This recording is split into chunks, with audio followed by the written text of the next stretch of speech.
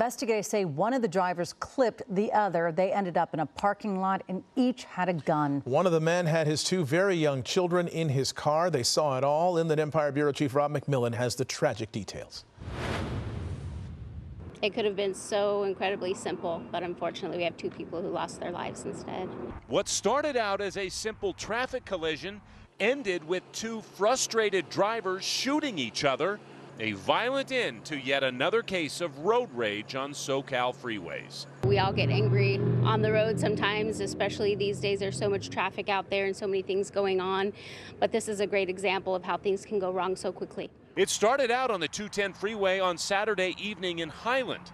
A guy riding his motorcycle lane splitting, accidentally clipping the side of another car. But that motorcyclist didn't stop, and the driver he hit decided to take off after him.